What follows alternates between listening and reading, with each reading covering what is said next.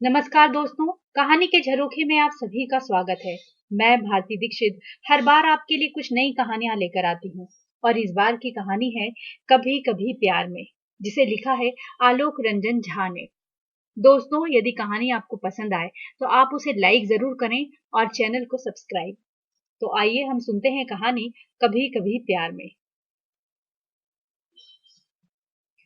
पुरानी दिल्ली की उस गली में हर ओर से ताजा ताजा पकते खाने की खुशबू और खाने के साथ साथ घर के लिए ले जाने वालों का शोर आ रहा था।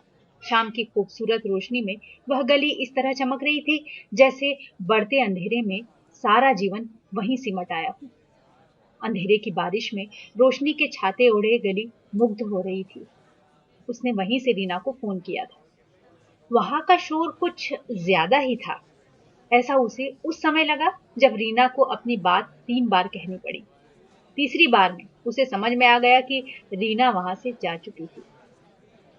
क्या हीरो, पहले बता देते कि तुम इधर आ रहे हो तो मैं रुक जाती। मुझे क्या पता था कि इतनी जल्दी ऑफिस से निकल जाओगी। अक्सर तो तुम देर से जाया करती थी। अबे बस, सरप्राइज की उम्र नहीं रही हमारी। तुम कल जा रहे हो ना? हाँ। और उस हाँ के बाद दोनों के बीच कुछ नहीं रह गया था जिस पर वे बात कर सकें। दोनों में से किसने फोन काटा, यह जानने की जरूरत किसी को नहीं थी। रीना के पीछे सड़क अपनी आवाजों के साथ बढ़ी जा रही थी। वह आवाजों के सागर में खो गई। हर आवाज के अपने सिर थे। उनमें रीना को पहचानने की कोशिश तो की उसने, लेकिन कुछ क्षण के बाद वे सिर मिलकर एक हो गए। आवाजें भी मिल गईं, जैसे सूरज के सातों रंग एक हो जाते हैं। इतने दिनों के बाद दिल्ली आने पर भी एक मुलाकात तक बाकी रह गई। जिंदगी में बहुत कुछ होने से रह जाता है। हर चीज जो नहीं होती टीज बनकर बसती है मन के भीतर। कुछ तो वक्त की मार है उस पर कि उसके सरप्राइज कभी भी ठीक नहीं पड़ते। शाम में ठंडक धीरे धीरे घुल रही थी। बीच बीच में बाहर पकते कबाबों की सूंधी महक के साथ साथ हवा से लिपट कर आती हुई गर्मी प्यारी लगने लगी थी। उसने एक लंबी सांस खींची। नथुनों में कोयले की आग पर पकते मांस की सुगंध बस गई। खाने की दुनिया, दिल्ली की इस दुनिया से उसका प्रेम रहा है। वह दोस्तों के साथ यहाँ रात रात भर भटक सकता है। वह एक एक दुकान के बारे में बता सकता है कि वहां का खाना कैसा होता है। सामने की वही प्यारी दुनिया उसे अपनी ओर बुला रही थी, लेकिन रीना की बात उसे उसी दायरे में रखना चाह रही थी जहां कुछ भी निश्चित नहीं। उसके भीतर जो चल रहा था उसमें सबसे धारदार बात यह थी कि रीना दूसरे लड़कों के साथ घूम रही होगी। वह हफ्ते भर से दिल्ली में है, वह जानती है, पर उसके साथ घूमना फिरना तो दूर, मिलने की बात भी नहीं उठी। इतनी दूरी, उसे सब फिसलता सा लग रहा था। वह अब भी किसी के साथ होगी, यह बात उसे काट रही थी। उसने आसपास देखा। उसे लगा लोग फटी आंखों से उसे देख रहे थे। लोग पसीने में भीगी उसकी ठंडी पड़ती हथेली को देखकर सोच क्या रहे होंगे। जब भी वह अपनी वर्तमान स्थिति पर सोचता है उसे ऐसा लगता है कि लोग भी उसके बारे में सोच रहे हैं। लोग उसे देख रहे होंगे। एक उमस, एक चिपचिपाहट शरीर के हर हिस्से में उठती है। नाना, उसे जलन नहीं होती। वह जलने की बात सोच भी नहीं सकता। पर हाँ, लोग यही सोचते हैं कि उसे जलन होती है जब रीना किसी और के साथ घूमने जाती है। वह तो बस उसका साथ चाहता है। उसने फिर से फोन कर दिया। रीना के पीछे हंसी का समंदर था। वह कुछ बोल नहीं पा रहा था, यूं ही चुप सा रहा, फोन कान से लगाए हुए। अब हंसी के समंदर की लहरें मध्यम पड़ने लगी थी। उनकी उफान के छींटे पड़ने कम हो गए। रीना शायद वहां से हट गई हो जहां वह थी। तुम ऐसा क्यों कर रहे हो? हम ब्रेक पर हैं। मुझे नहीं पता इसके आगे क्या है, पर अभी इतना तो जानती हूँ कि मैं तुझसे मिलना नहीं चाहती। वह कुछ भी नहीं बोल पाया। इस बात पर वह क्या ही बोल सकता था। हर प्यार में दो लोग होते हैं, उनमें से एक भी पीछे हटने लगे तो प्यार कहाँ रहेगा। सुनो, तुम जहां हो वहां स्वाद का खजाना है, अभी उस पर ध्यान दो। और हाँ, थोड़ी देर सो लेना एयरपोर्ट निकलने से पहले। दूर से इतना ध्यान रखने की जरूरत नहीं है। जाओ, तुम जो कर रही थी वही करो। यह कहकर उसने फोन रख दिया। उसके ऊपर वही भय फिर से हावी होने लगा जिससे वह भाग रहा था। उसे लगा कोई उससे उसकी रीना को छीन कर ले जा रहा हो, वह सदा के लिए उसे खोने वाला हो। वह रीना को खोने से डरता है। ऐसा कौन होगा जिसे अपना प्यार खोते देखने में खुशी होगी? ऊपर से देखा जाए तो उसने उसे नहीं खोया है, लेकिन अंदर से वही जानता है कि खोना यहीं से शुरू होता है। प्यार में ब्रेक लेना उसके लिए अभी एक अबूझ बात है। दो लोग एक दूसरे को प्यार करते हैं तो अलग अलग क्यों रहें? यह कौन सी बात हुई कि प्यार तो है लेकिन मिलना नहीं, साथ नहीं आना। जो लोग उन दोनों के प्यार को जानते हैं उन्होंने कई बार पूछा कि बात क्या है, लेकिन वह किसी को समझा नहीं पाया। जो बात उसने खुद ने ही समझी वह किसी और को कैसे समझा पाएगा? जब रीना ने ब्रेक लेने की बात की थी तभी से उसे ऐसा लगने लगा था कि अब यह प्रेम नहीं बचेगा, वह छूट जाएगा। प्रेम को वह स्कूल की तरह मान रही थी और उस ब्रेक को लंच ब्रेक। पर वैसा कहाँ रहा। लंच ब्रेक में एक तसल्ली रहती है कि उसके बाद फिर से स्कूल उसी तरह शुरू हो जाएगा, लेकिन यहाँ तो हर गुजरता दिन दोनों के बीच के अंतराल को नए सिरे से बढ़ाता हुआ जाता है।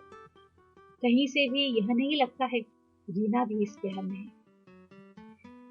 वह प्यार तो बस इसका ही है। उस दिन एक दोस्त ने तो कह ही दिया, तुम रीना को नहीं जानते, उसे न जानने के लिए यही काफी है कि तुम उससे प्यार करते हो। वह उसे सच में जान नहीं पाया। बाहर लोगों की भीड़ हर पल बदल रही थी। लोगों की जुबान पर स्वाद की नई परतें चढ़ रही थी। गहराते अंधेरे के साथ बाजार का हुस्न और बढ़ने लगा था, जैसे अंधेरा सौंदर्य की खाद हो। इतनी देर से वह उस गली में खड़ा था, वहां की हवा तक स्वादिष्ट गंध से भरी हुई थी, लेकिन मन उधर जाने के बजाय बैठ चुका था। उस बैठे हुए मन के सामने उसका पसंदीदा लज्जतदार कबाब पक रहा था। कबाब से उठता धुआं किसी को मदहोश करने के लिए काफी था, लेकिन उसकी भूख खत्म हो गई थी। वह उस गली को यूं ही बिखरी हुई छोड़कर लौट पड़ा। पुरानी दिल्ली की रौनक उसके हर कदम के साथ पीछे छूटने लगी थी। एक समय के बाद वह छूटना साफ खत्म हो गया। मेट्रो के चमचमाते डिब्बे में दिल्ली पुरानी नहीं रह जाती, दिल्ली का दिल्ली होना खत्म हो जाता है। दिल्ली उस एकरूपता की शिकार लगती है। आधुनिक होती चीजों में विविधता से भरा होना, अलग होना खत्म होता जा रहा है। उसे सुबह सुबह की उड़ान लेनी थी। सुबह उठना उसे पहाड़ सा काम लगता है, लेकिन लौटना जरूरी है। लौटने के लिए उठना भी उतना ही जरूरी है। टैक्सी से बाहर दिल्ली में बस रोशनी दिख रही थी। रोशनी के परे जो था सब अंधेरे में डूबा हुआ। रोशनी आगे भाग रही थी और रोशनी का कोई पुंज पीछे छूट रहा था। जाहिर में हर ओर रोशनी के रूप ही थे बस। दिल्ली की रात असल में अंधेरे की सत्ता नहीं, बल्कि रोशनी की सत्ता होती है। उसके बाद जो रहता है वह शून्य। रोशनी भरे हिस्से अंधेरी रात में भी जिंदा रहते हैं। उन पर किसी खौफ का असर नहीं होता। टैक्सी के भीतर गर्मी बढ़ रही थी। उसने अपनी तरफ का शीशा नीचे कर दिया। रोशनी में नहाई हुई हवा आवाज करती हुई भीतर आ गई। वह सोचने लगा कि इतनी तेजी से आती हवा आगे कहाँ जाती होगी। कहाँ हो? फोन पर रीना थी और उसके इस सवाल ने दिल और रोशनी के संबंध पर दौड़ते दिमाग को झटक कर रख दिया। वह इतनी रात गए क्यों फोन कर रही है? अब तक एयरपोर्ट नहीं पहुंचे तुम? तुम्हें कितना भी कहा जाए समझ में नहीं आता ना। कुछ समय अपने हाथ में भी रखकर चलना होता है। वह कुछ बोल ही नहीं पाया। उसे समझने में थोड़ा वक्त लगना था। हाँ, अब ध्यान से सुनो, मैं यहाँ गेट नंबर 1 पर खड़ी हूँ, जल्दी आओ। रीना जब ऐसे बात करती है तब वह हूँ हाँ में जवाब दे पाता है, पर उसके लिए अभी सोचने वाली बात यह नहीं थी कि वह जवाब कैसे देता है, बल्कि रीना का एयरपोर्ट पर होना महत्वपूर्ण हो गया था। वह उसका इंतजार कर रही है। यह एहसास उसके मन में अब जाकर जज्ब हो पाया, और जब हुआ तो वह वहां उड़कर जाने की जरूरत महसूस करने लगा। यदि वह खुद टैक्सी चला रहा होता तो गाड़ी की गति बहुत तेज हो चुकी होती, लेकिन बार बार कहने पर भी गति तेज नहीं हो पाई। वह खींचते हुए बाहर देखने लगा। बाहर के हिस्से अभी भी जीवित लग रहे थे, जहां रोशनी थी। टैक्सी के रुकते ही उसकी नजर पहले गेट पर गई। पास ही रीना खड़ी थी, इधर उधर देखती हुई। हाय, थोड़े मोटे नहीं हो गए तुम? यहाँ तो प्यार से बात कर लो। ऐसा था तो पहले आते, अभी तुम्हारी फ्लाइट का समय हो जाएगा और तुम फुर सुंदर लग रही हो। कब नहीं लगती हूँ? बोलते बोलते रीना मुस्कुरा उठी। वह उसकी मुस्कान को कैद करना चाह रहा था। उन मुस्काते होठों के स्पर्श का रोमांच जैसे वह महसूस कर पा रहा था। वह भी हंस पड़ा। हफ्ते भर से दिल्ली में था और दोनों मिल नहीं पाए। अब मिले तो एक कॉफी पीने का भी समय नहीं था। मिलना यूं भी होता है। मैं ना, फ्लाइट छोड़ने की तो बात भी मत करना। दोनों को आपस के संवाद का सार पता था। यह भी पता था कि आगे क्या आने वाला है, पर उन सब पर सोचने के लिए समय कहाँ था। वह भीतर जाने के पहले रीना को गौर से देखने लगा। रोशनी में उसकी मुस्कान और चमक रही थी। नींद से भीगी आंखों को देखते ही रहने का मन था उसका। कहते हैं एयरपोर्ट का हक बड़ा सच्चा होता है। तुम्हें क्या लगता है? वह अलग नहीं होना चाहता था। रीना ने एक लंबी सांस ली। यह डब्बा ले जाओ और रास्ते में मत खोलना। तुम कैसे जाओगी? जैसे आई थी। तुम जाओ अब। फिर दोनों के बीच दूरियों का एक और दौर शुरू हो गया। 3 घंटे की फ्लाइट में कभी उसे नींद आ गई होगी। जब नींद खुली तो वह उसी दुनिया में लौट चुका था जहां वह नहीं होना चाहता था। उस दुनिया की वजह से ही दूरियां थी। अपने कमरे में बैग पटक कर उसने सबसे पहले उस डब्बे को खोला। अरसा हुआ ऐसी अधीरता अपने भीतर देखे हुए। उत्सुकता के जिस सागर में वह गोते लगाता हुआ आ रहा था, वह अब उफान पर था। डब्बे के भीतर एल्यूमिनियम की पन्नी में कुछ बहुत करीने से लिपटा था। वह उसे सूंघना चाह रहा था, लेकिन अभी उसका मन एल्यूमिनियम की उस सतह को छिन्न भिन्न कर उसके भीतर बसे जवाबों को देख लेना चाहता था। भीतर दिल के लड्डू थे।